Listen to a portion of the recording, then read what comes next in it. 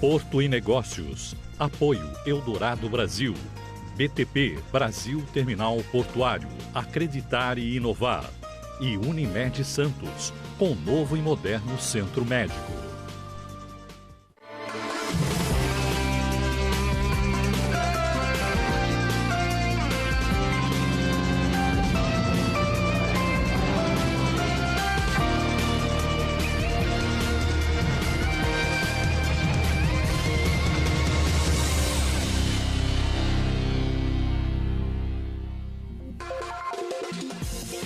Boa noite, bem-vindo ao Porto Negócios. Novo horário, 1 hora de duração e muito assunto para discutir sobre a comunidade portuária, a economia marítima, enfim, tudo que gira em torno do nosso Porto de Santos e de todos os portos do mundo. Natalie não estará conosco hoje, desejo a ti uma pronta recuperação e no próximo programa a gente está junto aqui no estúdio. Bom, hoje o tema da nossa conversa, da nossa entrevista foi uma conversa muito interessante com o Mário Cordero, que é o presidente do Porto de Long Beach e também presidente do Conselho da Associação Americana de Autoridades Portuárias. O que chama atenção nessa entrevista são as ações do Porto de Long Beach, que está no estado da Califórnia, e como o estado de São Paulo, são estados, são protagonistas regionais nas conferências de clima. Isso chama atenção porque o Porto Long Beach foi um dos pioneiros em ações ambientais na área portuária. Hoje, com uma política super agressiva de emissões zero, vai ser um paradigma para a gente discutir aqui no programa a gestão ambiental na área portuária. Vamos rodar um VT sobre o Porto Long Beach e daqui a pouco eu volto com o Mário Cordero. São 14 quilômetros quadrados de terra e mais de 18 quilômetros quadrados de água. Tudo isso em 80 piers. Este é o Porto de Long Beach. Localizado na Califórnia, Long Beach é o segundo porto mais movimentado dos Estados Unidos, o 21º de todo o mundo. Anualmente, os terminais movimentam 170 bilhões de dólares, mas o impacto na economia do país vai além. 2,6 milhões de empregos nos Estados Unidos estão relacionados ao porto. Long Beach ainda é a principal porta de entrada e saída dos Estados Unidos para o Oceano Pacífico. O porto concentra a maioria das importações e exportações relacionadas a países asiáticos, como China, Coreia do Sul e Japão. Gigante e imponente, o porto de Long Beach é um exemplo de eficiência e sustentabilidade. Aliás, Long Beach já é considerado o porto mais moderno e sustentável do mundo. Os terminais de lá caminham para o chamado futuro verde. Entre as iniciativas ligadas ao meio ambiente, se destaca a política do Porto Verde. Em ação desde 2005, o programa adota medidas para melhorar o habitat dos animais selvagens, além da qualidade do ar e da água, criando uma cultura portuária sustentável. Os resultados são impressionantes. O Porto de Long Beach já conseguiu reduzir 88% das emissões de partículas de diesel em seus terminais, aumentou em 60% a diversidade de seu ecossistema de animais selvagens e eliminou 90% da poluição que vem de caminhões. Mas não para por aí. Em 2017, o Porto anunciou um plano ousado: eliminar por completo a emissão de gases poluentes nos terminais até 2035. O projeto é em parceria com a Comissão de Energia da Califórnia, que aportou aproximadamente 80 milhões de dólares para a execução da ideia. Agora a nossa conversa com o Mário Cordero, presidente do Porto de Long Beach. Mário, o Porto de Long Beach, como a gente viu, é um protagonista nas ações ambientais, agora com um programa de emissões zero e conceitos de ESG, do Environmental Social Governance, que virou uma moda no mercado de infraestrutura, são temas, são ações que o Porto Long Beach já carrega de longo tempo. Quais são as suas impressões com relação a esses novos princípios na gestão portuária e o reflexo disso, obviamente, nos custos operacionais do porto? So, Casimiro, first of all, thank you for having me here and having this dialogue on the ports.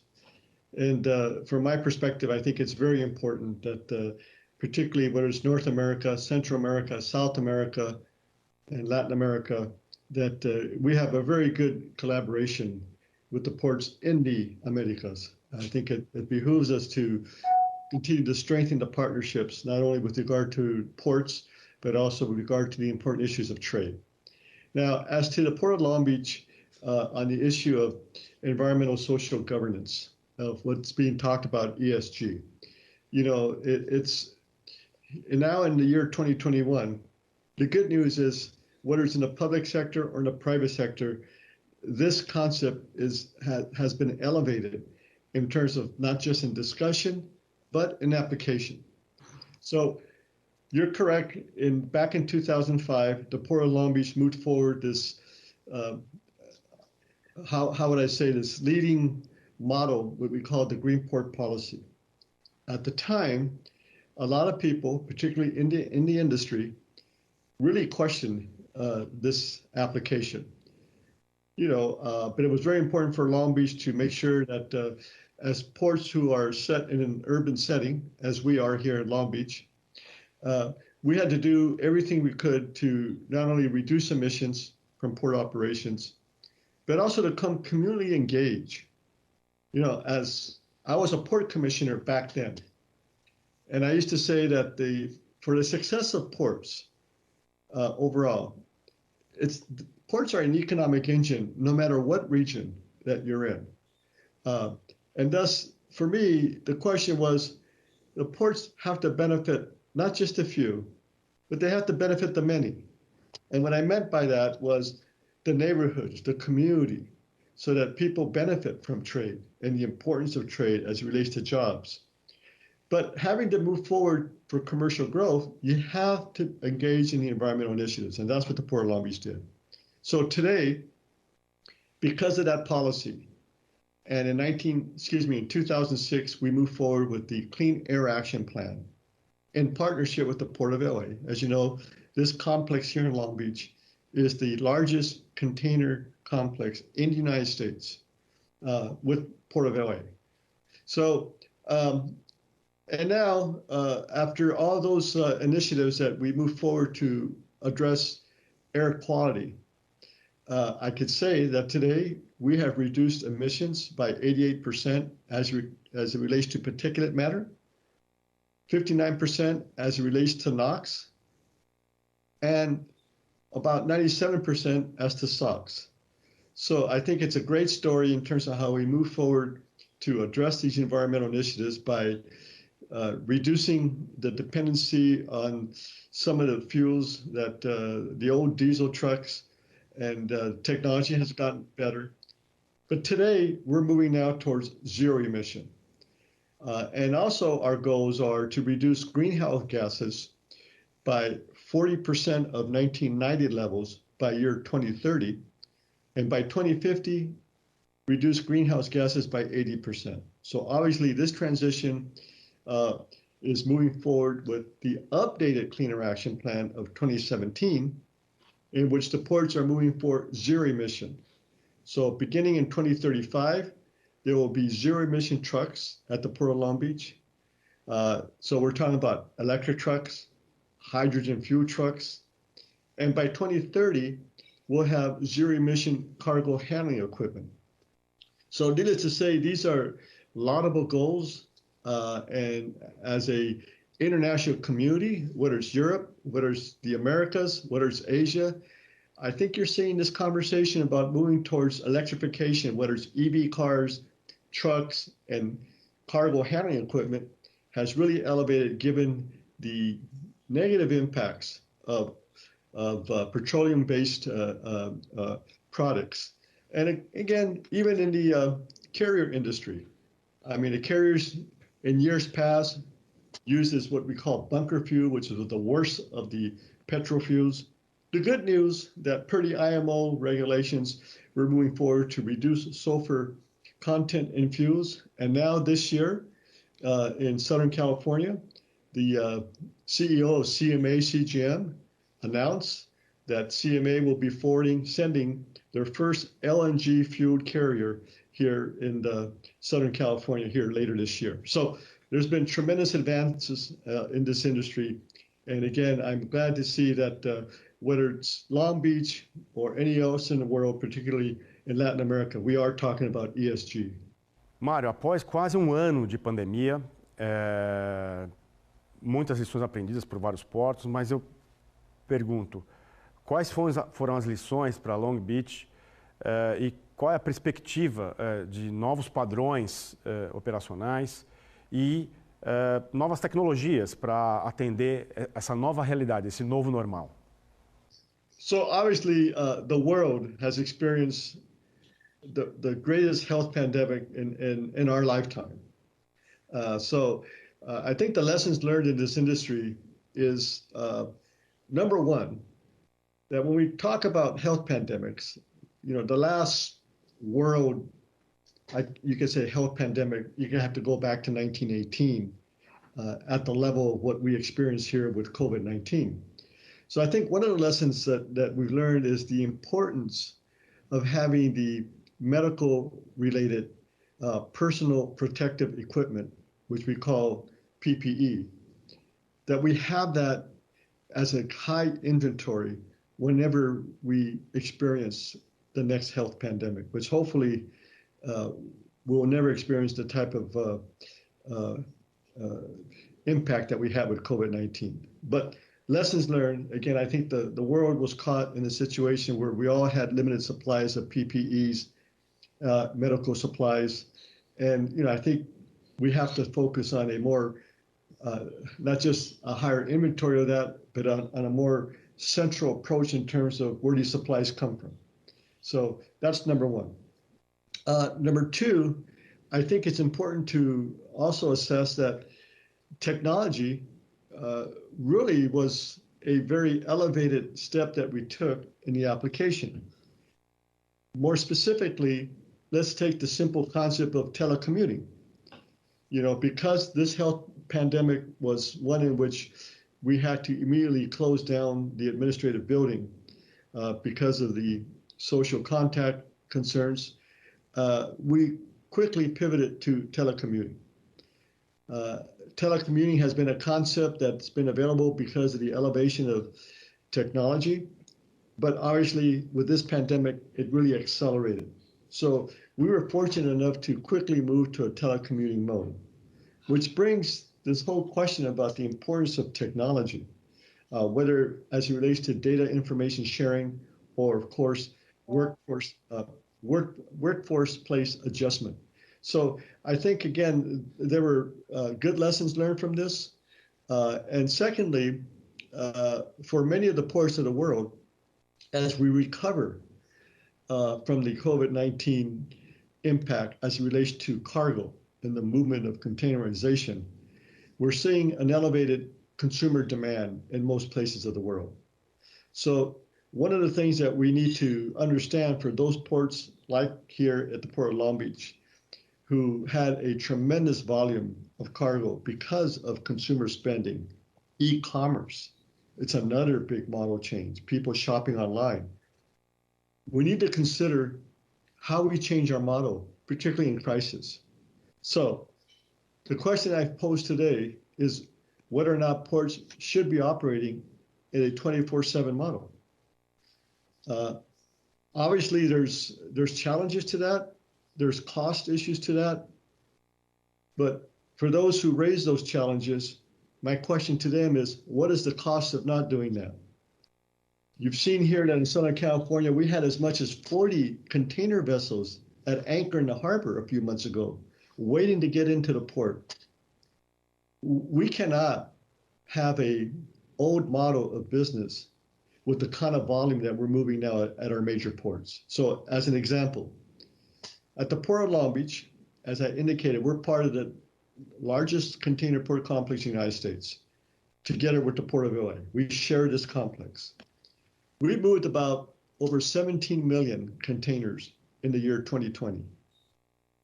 Both of our ports have record movement of container volume in the last quarter of 2020. And for the Port of Long Beach, we've had a record number, our best first quarter in history, first quarter 2021. So as this volume surge increases, and even in normal times, when the volume increases, we have to sit down and look at a different model on how we move containers. Now, Casimiro, you know that the international carriers, whether they visit the Port of Santos or the Port of Long Beach, when they get there, you work 24/7. You unload and you load the vessels day, night until that job's done, so that vessel could go to the next port of call. So it's not a unique business model. What we need to do is continue that movement of the container so that the consumer, and going back to e-commerce, you know, I like in my State of Ports speech, I said, we need to have an Amazon state of mind. What does that mean? The consumer wants their product tomorrow, you know, if not tonight. So obviously time's money, time's ticking. So I think the industry now has to really move in a way in which moving these containers in a more expedited, reliable, efficient manner. And of course, last I'll say, here is the importance of rail. And I think there's every port in the world is amplifying or looking to furthering the rail connectivity.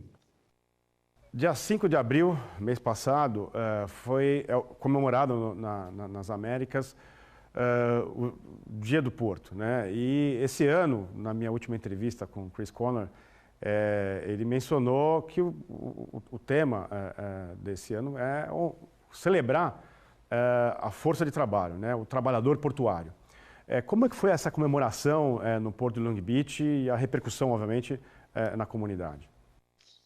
Well, you know, for us, again, we make sure we celebrated and recognized the importance, number one, of ports and the importance of workforce in the ports.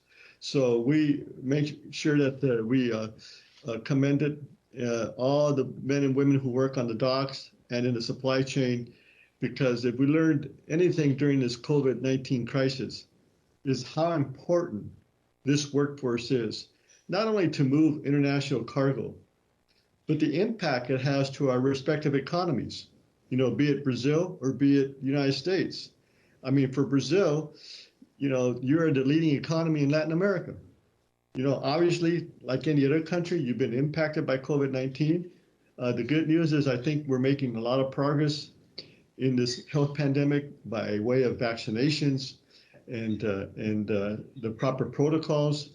So there's what we call light at the end of the tunnel. Things are going to be improved. But I think the important thing is, again, is to get back to the basics of not only supporting an industry that's so crucial to the regional economies, but of course, supporting those who make that happen, which are the men and women who work at the port authorities and the men and women who work on the docks. Because again, without a safe and healthy workforce, you're not going to have the positive or maximized movement of the supply chain. So that for us at Long Beach is very important. É interessante como o Porto de Long Beach, que protagoniza a gestão ambiental nos Estados Unidos, tem políticas agressivas aí de emissão zero e mantendo uma pauta ambiental arrojada. O Brasil também vem exercendo um papel protagonista na gestão ambiental. Importante ressaltar que, por exemplo, a ANTAC, a Agência Nacional, que regula o nosso setor, desenvolveu um índice de desenvolvimento ambiental que praticamente criou uma competição entre portos para identificar quem tinha melhor ação, melhor gestão ambiental nos portos brasileiros. No primeiro ano foi tímida a adesão, mas ao longo dos anos a adesão foi maciça e hoje existe de fato uma competição para identificar os melhores portos em gestão ambiental, e isso tem mudado o comportamento no mercado portuário brasileiro. Isso é importante. Eu me lembro quando eu estive à frente do Porto de São Sebastião, no começo do indicador, nós fizemos questão aí naquela época de liderar o indicador, inclusive fomos a primeira autoridade portuária com ISO 14000 no Brasil. E isso contaminou, né, o nosso mercado portuário. Então é com felicidade que eu termino esse primeiro bloco colocando em destaque esse assunto tão importante que é a gestão ambiental no ambiente portuário. Vamos dar um break, fique aí, espero você para o segundo bloco.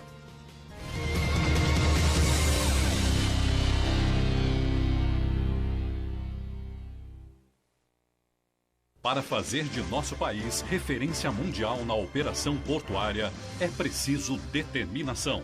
Sabendo onde queremos chegar, elevamos o padrão de excelência do Porto de Santos com operações altamente produtivas e sustentáveis. A BTP acredita no potencial da região e conta com a garra e persistência de sua gente para inovar e alcançar os resultados que nosso país merece. Brasil Terminal Portuário. Acreditar e inovar. O novo Centro Médico Unimed Santos está pronto. Excelência em cada detalhe com atendimento e estrutura que você merece. Pronto atendimento 24 horas. Moderno e completo centro de diagnóstico por imagem. Exames laboratoriais, centro cirúrgico e hospital dia. Medicina física e reabilitação e muito mais.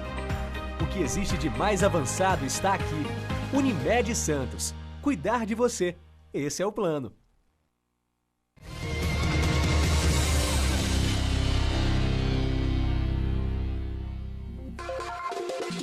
Boa noite, estamos de volta no nosso segundo bloco dessa noite, novo horário, 1 hora de duração do programa. Continuando com a entrevista com o Mário Cordero, presidente do Porto de Long Beach e presidente do Conselho da Associação Americana de Autoridades Portuárias.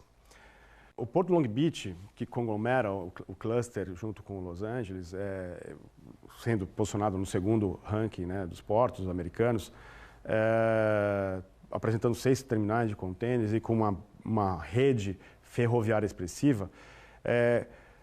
Mário, o quão determinante é a ligação ferroviária para o desempenho portuário, considerando aí o comportamento do Porto de Long Beach? It's extremely important. When cargo comes to the Port of Long Beach, and obviously for us, the main region of where that derives from is Asia. So when containers come to Long Beach, many of these containers go east to the inland of the United States. We have containers that come to Long Beach that go to Chicago, Kansas City, Memphis, as far east as Atlanta. So I think the question for us is, like I said, how do we move containers in a more efficient manner, which, by the way, is more environmentally friendly as opposed to trucks, which cause congestion in the highways and streets. But the inland connectivity is crucial because I always like to say, Casimiro, that when we talk about trade, whether it's Brazil, whether it's the United States, trade begins at the port. That's our imports come in, our exports go out from the port. So obviously, when you talk about international trade, and when you have 90%, upwards of 90% of cargo, international trade goes by waterborne transport, vessels, ports are very key. So ports are key not only to the immediate region of where cargo arrives, but key to the cargo that goes into the inland. So in that regard, I think rail is key for our infrastructure. Right now, the Port of Long Beach has 4 rail projects. One is already in place. Our big rail project is what we call the Pier B Rail Enhancement Facility. We have budgeted $870 million for that project. That's a 10-year project, which is in design phase right now. But that will be the state-of-the-art train rail facility, because we'll be able to build and stage trains as long as 16,000 feet long. That's a big train. But these are the kind of trains that we are seeing now in terms of the length of these trains. You know, we talked, Casimiro, about the size of vessels. You know, vessels here at the Port of Long Beach about 10 years ago were about 8,000 max, 8,000 TEUs. Today, 13, 14, 16,000. You know, part of our cargo backup is because now it takes longer to unload and load a 16,000 TEU vessel as opposed to an 8,000 TEU vessel. So suffice to say, the ships have gotten bigger, the trains have gotten longer. And I think, again, our infrastructure investment here at Long Beach to the tune of $4 billion over the last 10 years, and going forward, an additional $1.7 billion, much of that in rail, is very key for the transport of containerized cargo. A área de fundeio do porto de Long Beach, pela que a gente observou no Maritime Traffic, uma grande quantidade de navios conteneiros esperando na área de fundeio. Qual que é a estratégia da autoridade portuária para reduzir essa fila e aumentar a eficiência na movimentação? Okay, great question. So one, we have a number of strategies that we implemented here in the last year. One of our big accomplishments here in the latter part of last year was to set aside 40 acres of land within the port for container staging. And we call that the STORE project, which is the Short-Term Overflow Resource Project. We have 6 terminals at the Port of Long Beach. And when you add the 6 terminals at the Port of Los Angeles, total in this complex, there's 12 terminals. So you can imagine the truck movements from terminal to terminal. So what we decided is to have a dedicated 40-acre land space so that we could stage some of these empty containers or wheeled containers, loaded imports, so that, again, our customers could have the benefit of making sure that, again, we mitigate the time of transport these containers within the complex. So that's a huge step that we took. And frankly, you know, ports are known a lot for, you know, terminal operations. But the question for Long Beach that I pose is, we also need to do something about logistic operations. And by logistic operations, how do we use land for logistical purposes, like in this case, staging containers? So that was very key for us. It's been very successful, particularly in mitigating the backup of the cargo.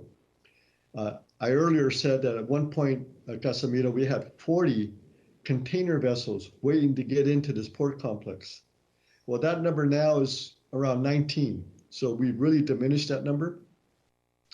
2 other big programs that we initiated was the Weekly Advanced Volume Estimate Program, which is we call the WAVE program, or the WAVE report, W-A-V-E.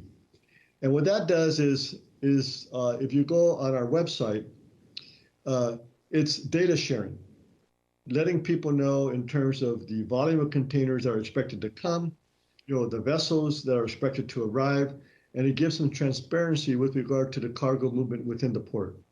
So that's another area that we really emphasized that has been very successful with our customers. And then, of course, one of the other major things the Port of Long Beach did was we advocated for vaccines for the workforce. As you know, no matter what port in the world that you are from, ports are an essential operation. And like Port of Long Beach was no different than any other port around the world.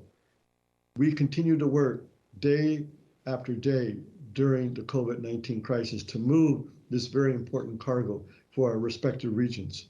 So the issue of vaccines, and of course, that we have now elevated here in Long Beach particularly, and of course, testing, you know, back in August of last year, again, the Port of Long Beach moved proactively to set aside an area for free testing for the workforce, our men and women who worked on the docks and on the terminals. This is something that Long Beach did for both Port of LA and Port of Long Beach workers. So it doesn't matter whether you worked in the Port of LA, if you're in a complex, we had free testing. As a result of that, Casamiro, we've had over 22,000 people tested to date. So it's a great accomplishment in terms of what we were able to do to be proactive to address these issues that not only with regard to the cargo backup, but to make sure we had a healthy workforce. A inteligência artificial tem sido um ponto importante no desenvolvimento de sistemas portuários como ISPS Code, o VTS, né, o Vessel Traffic Service, o Port Community System, né, que hoje o Brasil ainda está desenvolvendo esses sistemas, tem sido muito importante na gestão da inteligência portuária. Como o Porto de Long Beach enxerga essas tecnologias e está desenvolvendo o seu trabalho, e como você enxerga a perspectiva nos portos americanos, incluindo os portos da América Latina? Well, number one, I think for the maritime industry, there's been a conversation for many years about digital transformation. Whether you're a carrier, whether you're a marine terminal operator, and or a port authority. So the good news is, while this industry, in my view, was slightly behind in digital transformation, the good news that I think more of this application is being put in place. So the Port of Long Beach participated in a pilot project with the Port of LA with regard to technology sharing known as a portal concept, the GE portal. So we explored that option. We're still continuing to assess what are the best options for the Port of Long Beach and our customers. I know at the terminals, they have moved forward with concepts like the application programming interface, which is a technology system that facilitates appointments at the terminal. And again, other terminals have what they call predictive availability or analytics. You know, one of our other terminals have partnered with a company called Advent Intermodal, again, to have data sharing, more particularly to facilitate truck appointments and the delivery of and picking up of the containers. So bottom line, I think it's moving very fast in terms of how we need to elevate data sharing. Now, of course, in the industry, there's always this debate about what kind of data are you going to share. We're not advocating proprietary interest-related data, but data that gives our customers transparency and visibility with regard to their cargo movement. So I think the good news is that, you know, we're moving quickly to make sure that we further those concepts of transparency, visibility, and last, timeliness. Because like I said, we're living in an Amazon state of mind, e-commerce. Time is crucial here.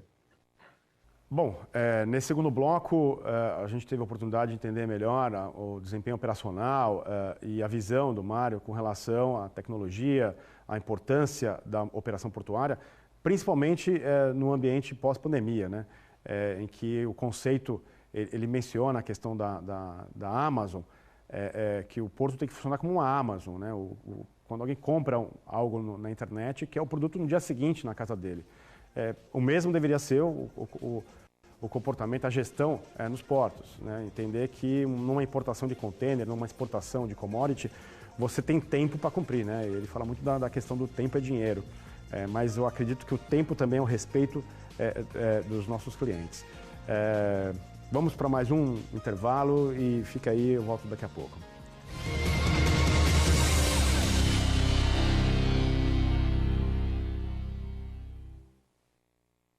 Para fazer de nosso país referência mundial na operação portuária, é preciso determinação. Sabendo onde queremos chegar, elevamos o padrão de excelência do Porto de Santos com operações altamente produtivas e sustentáveis. A BTP acredita no potencial da região e conta com a garra e persistência de sua gente para inovar e alcançar os resultados que nosso país merece. Brasil Terminal Portuário. Acreditar e inovar. O novo Centro Médico Unimed Santos está pronto. Excelência em cada detalhe com atendimento e estrutura que você merece. Pronto atendimento 24 horas. Moderno e completo centro de diagnóstico por imagem. Exames laboratoriais, centro cirúrgico e hospital dia. Medicina física e reabilitação e muito mais. O que existe de mais avançado está aqui. Unimed Santos. Cuidar de você. Esse é o plano.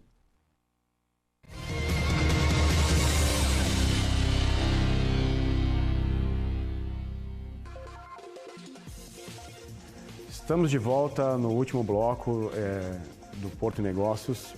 Novo horário e 1 hora de duração. É um prazer ter esse espaço tão importante para discutir a economia portuária e todos os assuntos importantes para a nossa comunidade. Hoje a gente entrevista o Mário Cordero, presidente do Porto de Long Beach e presidente também do Conselho da Associação Americana de Autoridades Portuárias. Nesse terceiro bloco a gente vai falar um pouquinho mais sobre a AAPA, e o quão importante a AAPA tem sido para os membros nas Américas.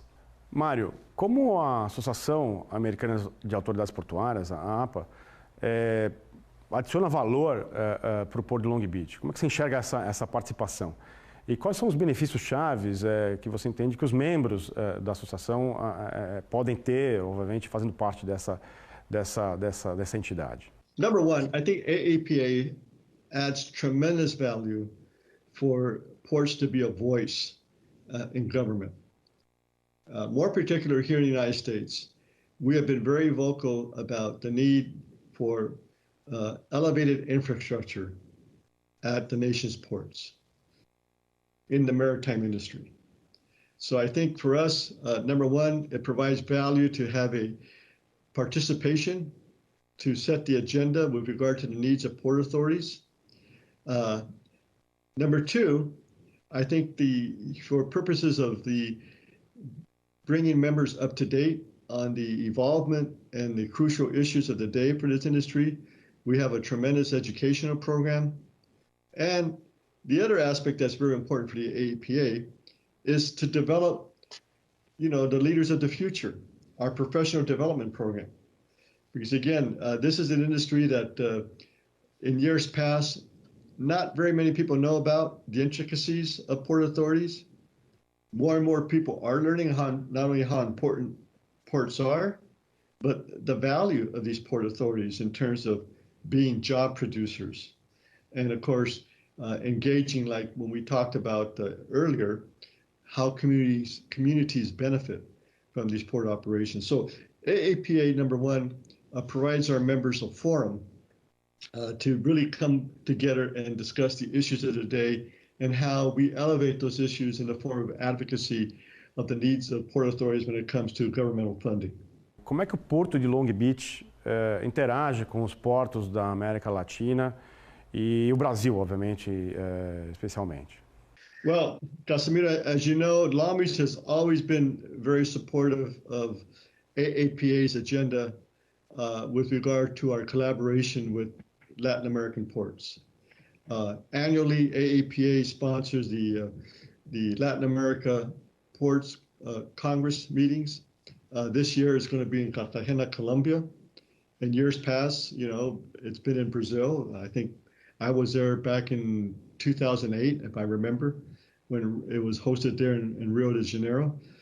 So I think bottom line, what's very important for Long Beach as a West Coast port is that AAPA continues its collaboration with regard to the ports in the Americas, because it's, for me, very important that we have a strong alliance here in the Western Hemisphere, that is North America with Latin America, South America. The Western Hemispheric continent, we have so much valuable natural resources. The resource not only of raw materials, but the resource of the human infrastructure. And of course, the resource of the intellectual infrastructure that we have in the Americas. So I do believe that AAPA, and in my opinion, we will continue to elevate the importance of having that rapport with ports throughout Latin America. Because again, we have gone through decades here of the importance of trade with Asia, which is very important. But I think the next step for us in the Western Hemisphere, in the Americas, is to really elevate the collaboration with the strong American alliance, be it Brazil, Colombia, Chile, Peru. I mean, you could go up and down. And again, we all have great attributes that we can contribute here in terms of furthering the respective economies of our respective countries. So I think this is going to be a key, continuing to be a key emphasis for AAPA. And as far as Long Beach, as you know, we have been always supportive of this Latin American agenda for years, and we will continue to elevate that support. Mário, como presidente do Conselho da Associação Americana de Portos, como é que você enxerga a participação do setor privado na entidade, né? A Associação de Operadores de terminais, operadores da cadeia de suprimentos, tomadores de serviço, enfim, todos que estão servindo a cadeia de serviços portuários como membro da associação e como isso se comporta em termos de adicionar valor, né, à entidade. Well, I think we have a great future. I think, again, number one, just keep in mind that throughout this year of the COVID-19 pandemic, we have been able, as port authorities, to continue as essential operations. So we also need to elevate the importance of collaboration, not only among port authorities, but among governmental entities. So I think what you're going to see from AAPA is an elevated profile, an elevated advocacy of the importance of trade in working as a voice of the industry with the government and our governmental leaders. International trade is such a vital component of our global economies. And like I said before, 90% plus of commerce, international trade cargo, moves by water. And hence, ports are extremely important.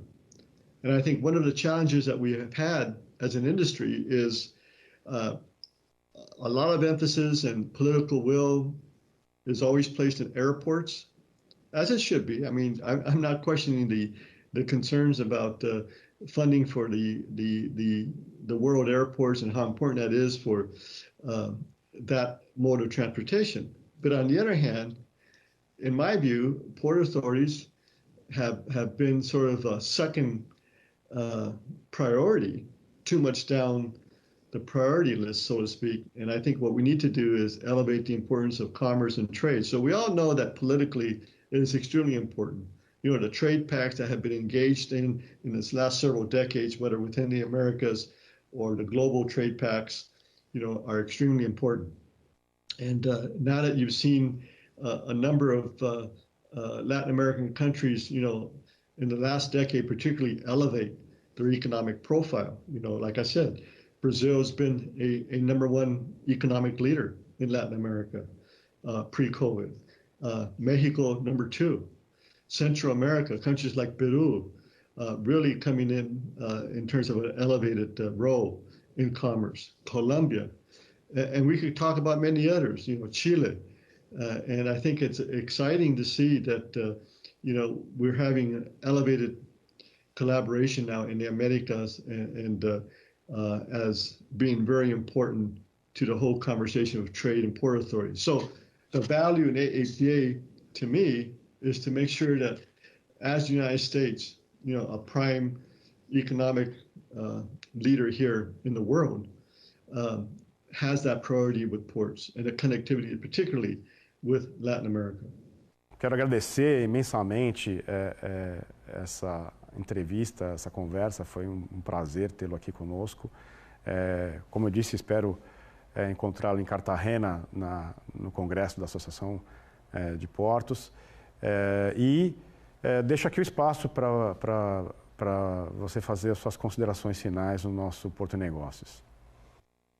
Well, I think, again, I look forward to, in the next year, as we prepare for the Congreso that's going to be hosted in Cartagena, Colombia, in November. I look forward to meeting with all the important CEOs of the Port Authorities of the Americas, because now that as we move forward and past this health pandemic, and again, I'm hopeful that by November, we have really taken a positive step to put the health pandemic behind us.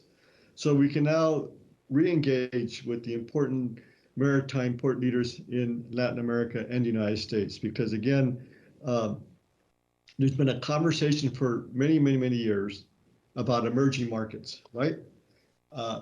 Asia has been the central focus, more specifically China, with regard to the epicenter of global manufacturing. Now, frankly, I don't see that changing too much in the short term. However, I think it's incumbent upon us as Americans, Latin Americans, to really now look at not just talk about emerging markets, let's have these markets really come into fruition. I mean, the capabilities of a country like Brazil are huge. You know, we did an MOU with Port of Long Beach back in 2011 or 2010. We did an MOU with the Panama Canal Authority.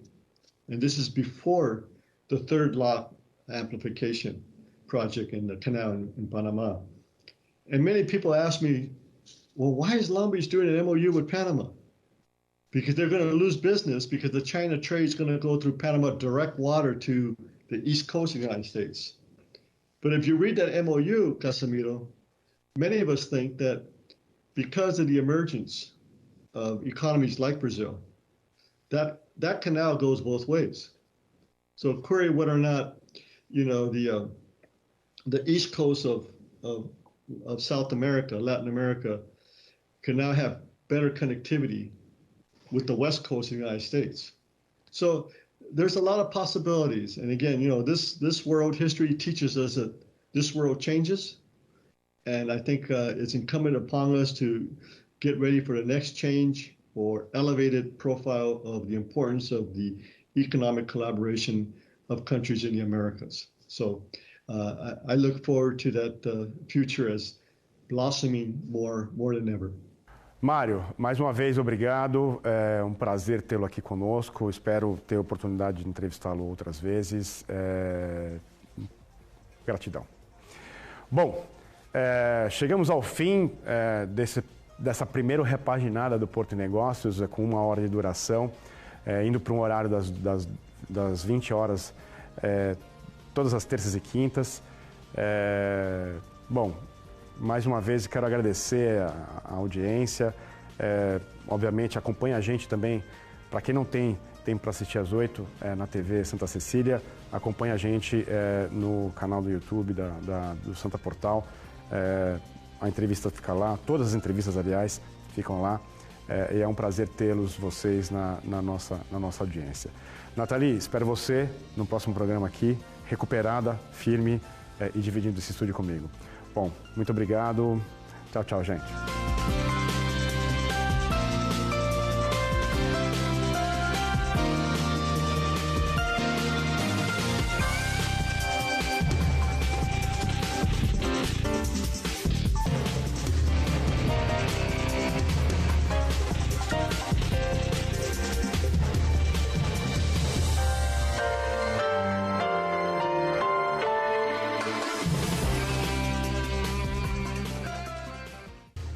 Porto e Negócios. Apoio Eldorado Brasil. BTP, Brasil Terminal Portuário. Acreditar e inovar. E Unimed Santos, com novo e moderno centro médico.